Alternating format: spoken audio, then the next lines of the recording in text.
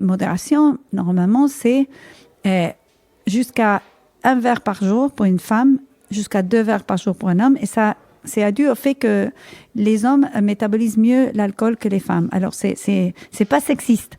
C'est une vraie chose biologique.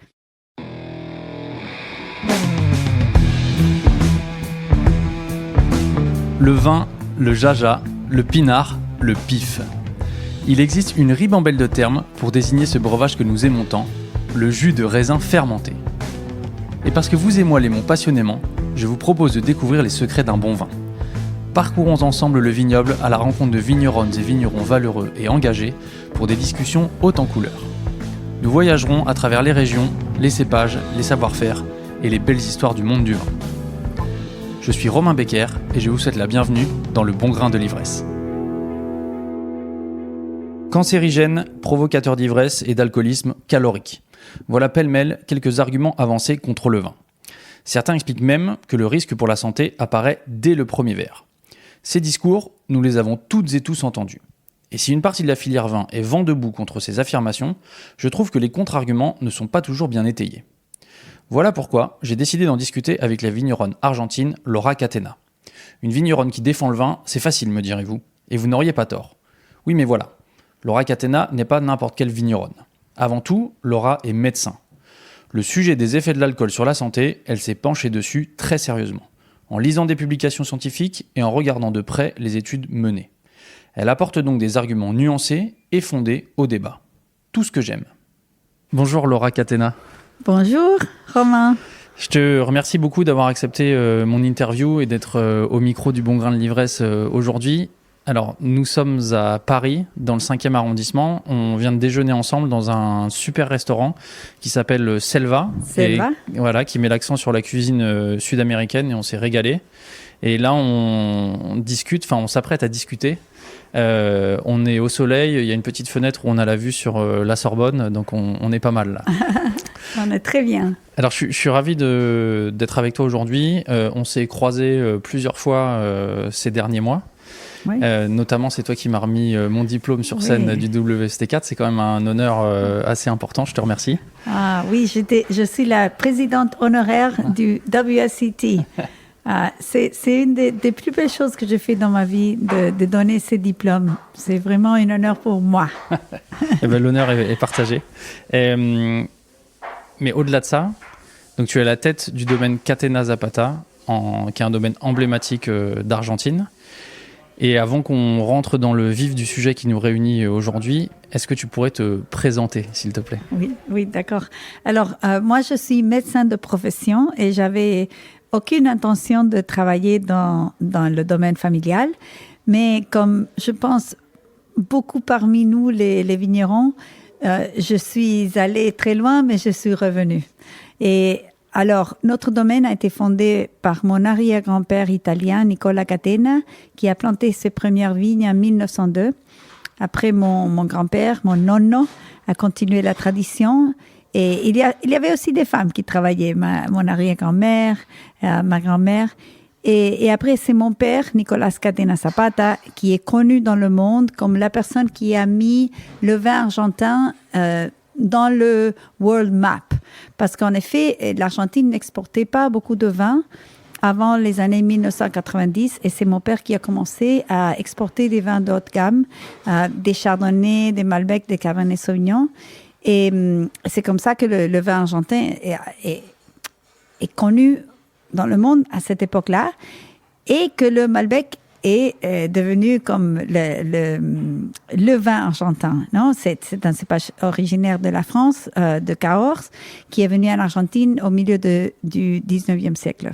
Et notre famille aujourd'hui est connue pour le Malbec, mais en effet, nous faisons aussi des jolis vins blancs, et comme notre chardonnay de la vigne Adriana. Et nous sommes connus aussi pour la vigne Adriana. C'est une vigne à 1500 mètres qui a reçu plus de vin de 100 points que n'importe quelle autre vigne en Amérique du Sud.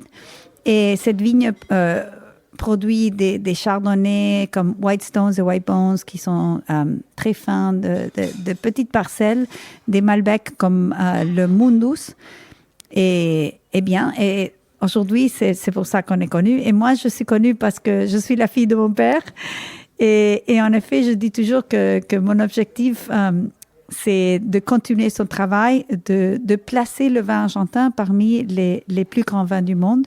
Et j'ai fondé le Catena Institute où on fait des recherches sur la haute altitude, sur le Malbec, et on publie nos recherches dans des journaux connus, scientifiques et agronomes. Et récemment, on a étudié le vieillissement du vin argentin. On a découvert que nos vins vieillissent très, très bien. Et aujourd'hui, tu as vu ça, Romain? Oui, alors ce midi, on a goûté plusieurs belles cuvées. On a commencé par le blanc dont tu viens de parler, White Bones, un 100% chardonnay, un millésime 2015. Donc ça fait quand même plus de 10 ans. Et c'était un vin qui se tenait parfaitement, très fin, très élégant, avec pas mal de fraîcheur, de vivacité.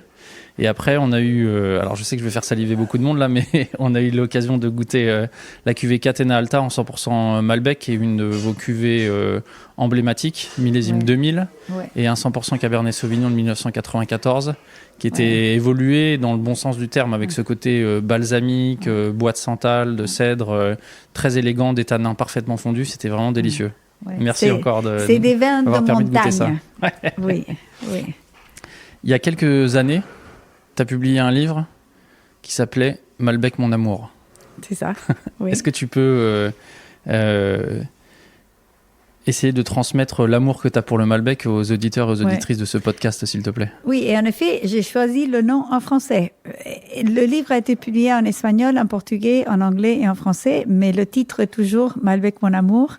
Parce que, le Malbec est originaire de la France et je voulais rendre hommage à l'origine du Malbec qui aujourd'hui est peut-être plus connu dans l'Argentine et de l'Argentine dans le monde. J'ai écrit ce livre parce que, en effet, je pensais que les gens ne connaissaient pas cette belle histoire. Et le livre parle du Malbec, début en France, arrivé en Argentine, le terroir argentin. Et aussi, je raconte l'histoire du fait que 90% des vignobles argentins, qui sont en moitié Malbec, sont plantés avec des sélections massales, c'est-à-dire biodiverses, pas des clones, et francs de pied, c'est-à-dire sans porte-greffe américain, parce que bien que nous avons le phylloxéra ne se propage pas et n'est pas un problème. Alors, nous sommes une espèce de Galapagos pour la diversité du cépage Malbec et d'autres cépages, parce que nous avons ces sélections massales et nous continuons à planter nos cépages, nos Malbec, nos autres vignes, comme on plantait en France avant le phylloxéra. Alors, je vous invite tous de venir voir ces vieilles vignes, ces vignes francs de pied, massales, très diverses, dans une région de montagne. Pourquoi c'est un grand cépage, le Malbec? D'abord, le Malbec a une très belle histoire. Et le Malbec existe, on pense, depuis l'époque quand les Romains sont passés par Cahors. Après, on dit que la fameuse reine Éléonore d'Aquitaine a peut-être bu ou bien le Malbec ou bien un parent du Malbec. Au XIe siècle, c'est une reine dont j'aime parler parce qu'en effet, c'est la première reine qui a marié un plus jeune homme. Pourquoi pas? C'est une mode.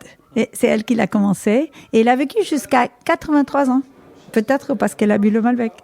Je raconte toute cette histoire dans ce livre. Le Malbec, j'aime beaucoup le Malbec parce que c'est un vin fort avec douceur. C'est-à-dire qu'il y a beaucoup de tanins, il y a beaucoup de couleurs. Le vieil nom du Cahors pour le Malbec, c'est le vin noir. Parce que c'est un vin très foncé. Mais quand on le boit, il y a une certaine douceur, même si c'est concentré. Et c'est peut-être une personne qu'on aime, n'est-ce pas? Une personne avec la personnalité, une personne qui sait décider, qui a la force, mais qui a une douceur. Alors, je pense que à la fin, ce que j'aime du Malbec, c'est que c'est délicieux et qu'il peut bien vieillir aussi bien que le Cabernet, comme on l'a vu aujourd'hui. Nous sommes réunis aujourd'hui pour parler d'un sujet qui est directement lié au vin, mais qu'on n'a jamais abordé comme ça dans le podcast. Et je suis ravi de pouvoir en parler avec toi maintenant. Tu as commencé ta présentation par un détail qui en est pas un. Aujourd'hui, tu as dit « je suis médecin ». Donc tes premières études, c'était la médecine, et donc tu as une formation scientifique poussée. Et toi, tu t'es intéressé de près au lien entre les effets du vin sur la santé. Oui.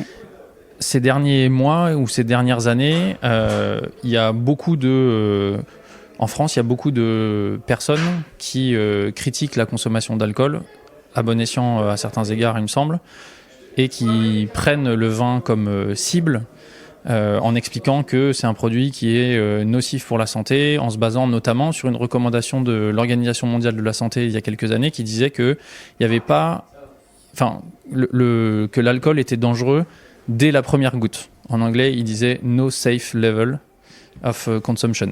Mm-hmm. Toi, c'est quelque chose qui t'a pas plu et tu as décidé d'agir en créant il y a quelques années un site internet dont je voudrais que tu nous expliques quel est le but et quel est le travail que tu fais avec ce site internet, s'il te plaît. Oui, en effet, j'ai étudié d'abord la biologie à Harvard et après j'ai fait l'école de médecine à Stanford et j'ai pratiqué comme médecin urgentiste pendant 27 ans. Je faisais ça moitié temps et moitié temps, je travaillais au domaine et je venais des États-Unis. Mais dès le début, quand j'ai commencé à travailler avec mon père, je me suis dit, il faut que je sache tout sur la santé et le vin.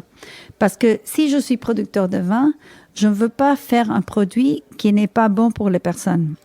Et à cette époque-là, on venait d'apprendre sur le French Paradox où les Français boivent le vin et aussi mangent le beurre, le fromage et parfois ils fument.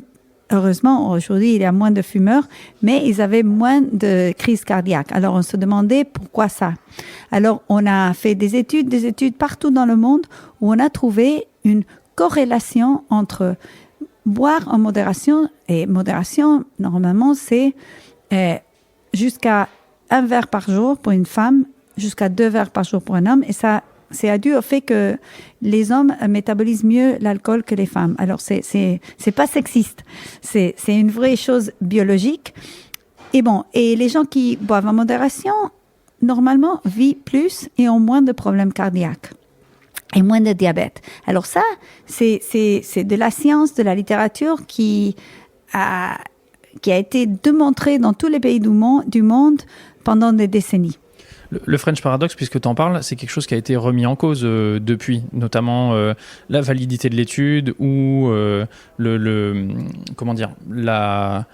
les niveaux les quantités de vin qu'il faudrait boire pour avoir des effets positifs de cette consommation. Oui, je pense que le French Paradox n'était pas une assertion. On n'a pas dit le vin vous fait vivre plus. On a dit on observe que dans un pays comme la France, où on mange beaucoup de produits gras et on fume beaucoup, on boit le vin et on a moins de mortalité. On n'a pas expliqué pourquoi c'était. Alors, je pense que c'est vrai que il y a des études comme ça qui sont observationnelles, qui doivent être critiquées. Alors, après le French Paradox, on s'est mis à étudier le sujet du vin et la santé. Et c'est là qu'on a regardé des datasets comme UK Biobank, Framingham Study US. Il y a eu des très belles databases du Danemark, parce que c'est un système de santé publique, où on a démontré que l'alcool en modération, ici je ne dis pas le vin, l'alcool en modération était associé avec une plus longue vie. Et dans ces études, on a fait attention à comparer des pommes avec des pommes. C'est-à-dire qu'on ne compare pas une fumeur avec un non-fumeur. Et on ne compare pas une personne qui ne fait pas le sport avec une personne qui fait le sport. Alors, on essaye de regarder les databases d'une façon qu'on puisse arriver à des conclusions. En français, on dit « toute chose égale par ailleurs ». Ah, ok. Ça veut dire on essaie de comparer un seul paramètre avec toutes les autres paramètres autour qui sont les mêmes. C'est ça. Mais même quand on essaye de faire ça, c'est une étude observationnelle et on ne peut pas être sûr des résultats. C'est pour ça qu'on dit qu'il y a une association avec la consommation de l'alcool en modération avec une plus longue vie. On dit association, on ne dit pas c'est causé, la causalité. Alors, mais maintenant, et une très bonne nouvelle pour nous, les amants du vin, c'est qu'il y a une étude qu'on fait en Espagne, ou NATI, où on va comparer des personnes qui suivent la diète méditerranéenne, qui vont arrêter de boire. Alors, c'est une étude qui pourrait avoir des problèmes à recruter des personnes en France ou en Argentine. Et les personnes vont entrer dans l'étude et ils vont être randomisés à continuer à boire le vin ou pas. Et après 5 ans, on va voir s'ils ont moins de problèmes cardiaques, si des ACV, si moins de diabète. Et là, on saura avec plus de certitude si en effet il y a cette association avec moins de problèmes cardiovasculaires pour les consommateurs d'alcool en modération. Et cela a du sens parce qu'en effet, le vin, c'est comme une espèce d'aspirine, c'est un fibrinolytique. Je ne sais pas si c'est un mot en français. Je ne sais pas non plus, malheureusement. Mais c'est comme l'aspirine. Et alors, est-ce que tu peux nous expliquer ça justement plus en détail alors, c'est-à-dire que pourquoi nous avons un problème cardiaque? C'est un blocage d'une artère, n'est-ce pas? Et alors, c'est bloqué par l'inflammation, peut-être avec un mélange de cholestérol, de pas de sport, d'obésité, de cigarettes. Alors, mais parfois, on n'a fait aucune chose mal et on a des problèmes cardiaques. Le problème cardiaque, c'est l'humanité. Nous sommes des animaux et les animaux aussi, ils ont des problèmes cardiaques. Alors, pour éviter ce blocage, nous avons des médicaments qui font que le sang soit moins concentré. C'est moins épais. Ça, c'est l'aspirine. Et il y a aussi des autres médicaments qu'on donne comme médecin aux personnes qui ont eu un problème cardiaque. Ça fluidifie le sang. C'est ça. Alors, on sait, parce qu'on a fait beaucoup d'études, que l'alcool a cet effet. Alors, ça pourrait expliquer pourquoi il y a moins de mortalité, une plus longue vie pour les gens qui boivent en modération. Parce que la cause numéro 1 de mortalité, c'est encore les problèmes cardiaques. Alors, il y a une bonne explication, mais il y a un problème. Si on dit aux gens que le vin ou la boisson est bonne pour la santé, au lieu de boire en modération, ils boivent plus. Alors ça a été étudié aussi. C'est pour ça que si vous allez au médecin, le médecin ne va pas vous prescrire buvez 1 ou 2 verres de vin par jour. Ils vont vous demander, est-ce que vous buvez modérément? Est-ce que c'est important pour vous? Est-ce que vous buvez avec vos amis, votre famille en modération, vous mangez bien, vous faites le sport? Ils vont vous dire, OK, ça c'est bon. Si vous allez au médecin, vous dites, je bois 2 bouteilles de vin par jour, le médecin va vous dire, c'est un peu trop, il faut essayer de boire moins. Mais alors ça, c'est un problème avec la santé publique, qu'il faut faire attention à ce qu'on dit aux personnes. Il faut vraiment dire, OK, ce que vous buvez maintenant, c'est bien, mais si tous les samedis, vous buvez en excès, ça, c'est très mauvais. Oui, parce qu'il y a quelque chose dont on a parlé au cours du déjeuner qui reste important, c'est que la consommation d'alcool, elle présente un risque pour les cas de cancer. Et ça, c'est pas quelque chose que tu remets en cause. Oui, c'est ça. C'est-à-dire qu'en modération, le risque du cancer est minuscule, s'il y en a. C'est-à-dire que dans les grandes études, avec beaucoup de personnes, des milliers de personnes, on trouve que les gens qui boivent en modération, ils vivent plus longuement, ils ont moins de problèmes cardiaques. Mais il y a pour les femmes une légère augmentation du risque du cancer du sein. Pas de la mort à cause du cancer, du risque d'avoir du cancer. Et ça, c'est un problème pour beaucoup de personnes. Et aussi pour les fumeurs, hommes ou femmes, si vous fumez et vous buvez, votre risque de cancer est vraiment multiplié. C'est multiplié plusieurs fois. C'est plus grand que le risque individuel. Et il pourrait y avoir des personnes pour lesquelles, à cause d'un risque génétique de cancer, il pourrait avoir une augmentation de risque d'autres cancers. L'alcool est associé à 7 cancers, à des cancers oraux et pharyngales. Ça, c'est normal parce que c'est l'alcool produit un produit toxique qui s'appelle le acétaldéhyde. Mais si vous êtes assez sain, votre foie va métaboliser l'acétaldéhyde et c'est bye-bye, ok? Ça ne va pas causer un problème. Mais si, par exemple, vous avez un foie qui ne fonctionne pas bien, cet acétaldéhyde va rester dans votre sang et peut augmenter votre risque de cancer. Alors, moi, je ne peux pas vous dire qu'il y a 0 risque du cancer si vous buvez en modération. C'est probable qu'il y ait une association avec certains cancers. Avec, par exemple, le tabac, c'est des centaines de cancers. L'alcool, c'est 7 cancers. Mais ce que je peux vous dire, qu'il y a aussi une association avec une plus longue vie et une meilleure santé cardiaque. Mais peut-être que vous avez lu dans des articles que les écrivains, surtout des journalistes des gros médias, disent « OK, the new literature, la nouvelle science montre qu'il n'y a pas de protection cardiaque, cet effet dont on parlait de l'alcool, pour l'alcool. » Alors ça, c'est vraiment pas vrai. Parce que l'année dernière, non, en fait, cette année, 2026, le American Heart Association a publié une étude où ils ont dit qu'il y a une association avec la consommation modérée de l'alcool et moins de morts cardiaques, moins de crises cardiaques, moins de ACV et moins de diabète. Alors, vraiment, ce qu'on sait aujourd'hui, c'est qu'il y a moins de problèmes cardiaques pour la consommation modérée. Si vous consommez en excès, c'est très mauvais. Il y a plus de ACV, il y a plus de problèmes cardiaques, il y a plus de cancers, il y a plus de problèmes mentaux, il y a plus d'accidents. Alors c'est ça, et la question, c'est que si vous pensez que vous n'allez pas pouvoir boire en modération, c'est peut-être mieux d'arrêter.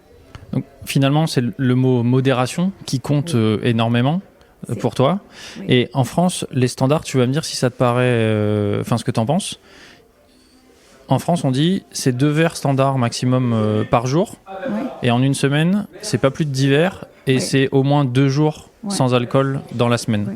Est-ce que ça te paraît juste être une consommation modérée ? Non seulement ça me paraît juste, mais ça me paraît les meilleures recommandations du monde. C'est-à-dire qu'il y a d'autres pays comme les États-Unis, maintenant on dit limité. Mais avant, on disait que vous pouviez boire tous les jours. Moi, je suis d'accord avec ce que dit le gouvernement français de ne pas boire tous les jours. Parce que comme ça, on ne devient pas habitué. Et moins de 10 verres par semaine, je pense que c'est parfait. Et jusqu'à 2. Parce que les gens me disent toujours « Ah, mais quand je sors au restaurant, j'aimerais bien avoir 2 verres. C'est une femme. » Mais c'est bien ça. Mais le lendemain, ne buvez pas 3. Et alors, moi, je trouve que les recommandations françaises sont les meilleures du monde. Bravo. Je vous félicite. Merci. Romain. Alors, on a malheureusement un temps assez court aujourd'hui. Donc, je vais te poser une dernière question. Quand on s'était vu il y a quelques mois, on avait déjà parlé de ça. Et toi, tu expliquais aussi que dans la consommation d'alcool, il y avait une dimension sociale et psychologique qui faisait aussi que ça pouvait être lié à quelque chose d'intéressant sur le plan de la santé. Ouais. Est-ce que tu vois de quoi je parle ? Je suis certainement d'accord avec le fait que la sociabilisation est très importante. Et aujourd'hui, on dit qu'il y a une épidémie de la solitude. Alors, ce qu'on peut faire pour être sociable, pour être avec la famille, les amis, c'est très important. Alors, peut-être il y a d'autres choses qu'on peut faire. Peut-être on peut manger ensemble sans boire. Mais il y a des études qui montrent que les gens qui boivent le vin ont tendance à être plus sociables. Alors, je pense que dans cet aspect, on doit faire plus de recherches. Parce que c'est vrai que, disons que vous avez une tendance à boire trop. Peut-être nous, les médecins, devons vous recommander quelque chose d'autre pour être plus sociable. pas l'alcool. Alors, je pense qu'on doit faire plus d'études, mais si, certainement, je pense que la sociabilité est importante et c'est peut-être l'avantage le plus grand du vin. C'est la diète méditerranéenne qui est une diète, c'est la meilleure du monde. On l'a étudié beaucoup et on démontre toujours que les gens qui suivent cette diète vivent plus, ont moins de cancer, ont moins de problèmes cardiaques. Et cette diète inclut le vin. Alors, et inclut aussi le partage du repas. Alors oui, je suis d'accord avec ce que je vous ai dit l'autre fois. Laura, je te remercie. Pour nos auditeurs et auditrices qui voudraient en savoir plus, je les invite donc à se rendre sur le site internet que tu as créé qui s'appelle indefenseofwine.com, oui. Où tu en dis un petit peu plus, tu mets en avant des papiers de recherche qui permettent de mieux comprendre, de mieux comprendre les choses. Et merci, je te remercie pour ce discours modéré, loin de certains débats un peu enflammés qu'on entend ces derniers mois. Et puis, moi, je suis tout à fait d'accord avec toi que finalement, modération, c'est peut-être le mot le plus important dans la consommation de vin. C'est ça. Merci. Merci, Laura.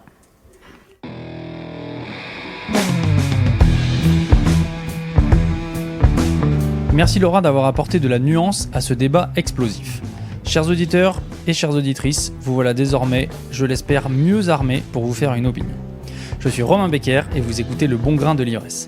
Je suis ravi d'avoir réalisé cet épisode pour vous, chers auditeurs et chères auditrices. Le Bon Grain de l'Ivresse existe pour vous et grâce à vous. Alors, je compte sur vous pour vous abonner, partager les épisodes et pourquoi pas nous faire un don sur notre page Tipeee. Au montage et au mixage, c'était Emmanuel Nappé. Emmanuel Doré s'est occupé du générique original et le logo a été réalisé par Léna Mazilu. On se retrouve très vite pour de nouvelles aventures viticoles. D'ici là, éclatez-vous et buvez bon!